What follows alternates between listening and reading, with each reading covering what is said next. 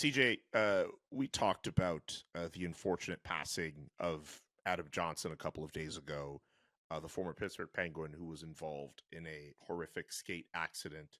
And since then, there has been talk about whether or not neck guards should be mandatory for professional hockey players. We've seen the English Ice Hockey Association in the UK mandate it for players.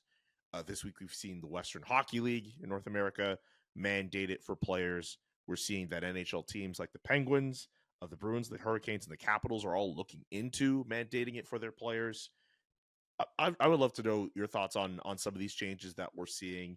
Is it the way to go? I know I've been speaking to a couple players myself about this. I'd love to know your thoughts on this.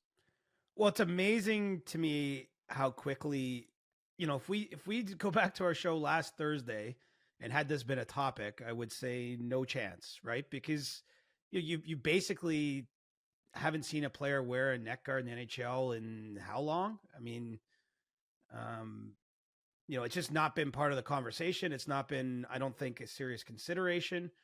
In recent years, lots of players have put on the sleeves to protect their wrists and all sorts of other, the socks that can protect from skate cuts, protection down around your Achilles. But you haven't seen neck guards, and all of a sudden now, and I suppose this makes sense. I mean, there's been a tragedy, and it's really brought to the forefront how freak an accident can be, how quickly something can happen, and why wouldn't you at least look into trying to put yourself in a position where you could protect yourself if that happened. And so the fact that you have already one of the Canadian junior leagues, the WHL, doing this, you have the Penguins with their AHL team in Wilkes-Barre have mandated neck protection for their players. I know there's more teams that are looking at instituting it at the AHL level. And then now you have at least a few NHL teams where players are going to start doing it in practice, which seems to me is a step towards some of them finding protection in a game. Like that's a lot that's changed in 5 days. To have that kind of demand. I mean, I've heard from that manufacturers are basically sold out. That this wave of demand, for the reasons I'm kind of outlining here, was not. There's no way to foresee this, and now all of a sudden, every team and every league is looking to get the equipment in place. What I can tell you too is there's currently 3 types of neck protection that's approved for use by NHL players. It sounds like there's going to be an expedited process here where there's going to be more options that will be approved. The league's office has to approve every new piece of equipment that's basically eligible to be used. And so, the takeaway is I don't think you're going to see it mandated that every NHL player has to wear neck protection. That might be a ways off, but it's clear we're going to now see it be something that's used in the league. And I don't want, I mean, it's still we haven't even, had the funeral services yet for Adam Johnson. So I don't want to be saying that this is a good thing that can come from a death, but I mean, clearly it wasn't something people just, breezed by and said, okay, well, that's, that happened over there. Could never happen to me. I think that it's clear evidence to me that this really resonated pretty strongly in the hockey community. And, I think that now the manufacturers hopefully are, you're going to meet that demand, and not just by producing the products they have, but by advancing what's out there and making the equipment even more safe, moving forward than what we have available today. Yeah.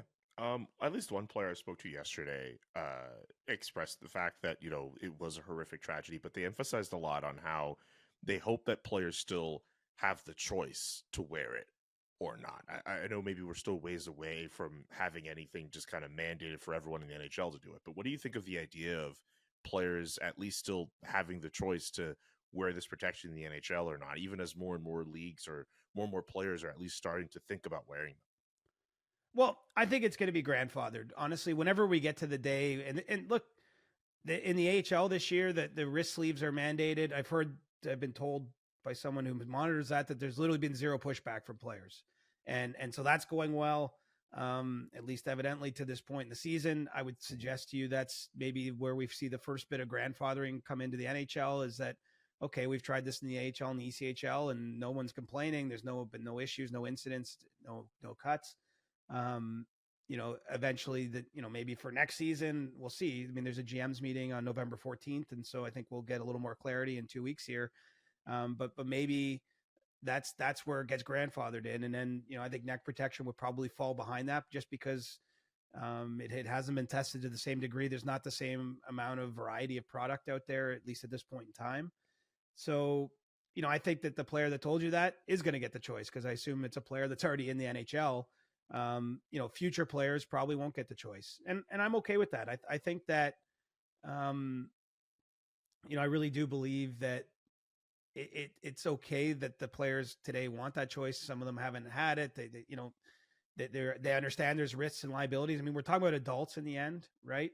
I'm sure I made the point on our Monday show that if you're looking to apply heat anywhere, it's probably on USA Hockey, and the fact that it's not mandatory that all kids that play, minor hockey in the US have to wear neck protection. I think that would be a good place to start. Just if we're looking at this discussion from 30,000 feet, as it relates to NHL players, probably won't be mandated, but I think it'll be grandfathered eventually the way visors were. And I haven't heard any player complain about a visor in the last 10 years, right? I mean, obviously there's still some that have the ability not to wear one, but anyone new coming into the league has worn one up through junior ranks or in the NCAA or in Europe, wherever they learn the game. They get to the NHL and there's no option to take it off. You're still just wearing it. And so I think that's the path that this will follow. It's just going to probably take a little bit of time, where everyone's going to grow up wearing neck protection in minor hockey. If they go to the CHL now, I mean, based on the WHL's introduction of this rule, you're going to still wear it. And then when you get to the American Hockey League and the NHL eventually, in whether it's 2 or 3 or 5 years time, you just keep it on. And I think that's probably the best way to do it, versus telling a 32-year-old right now or what have you, you have to wear this. I mean, the key is, the teams you mentioned, they're encouraging their players to wear it. I think that they've made a conscious effort to try to order a bunch of equipment and give them different options, but ultimately they can't mandate it at the NHL level. And so, yes, I think choice will remain for those that are already in the league, but the choice will be made for the future generations. And I think that's just fine.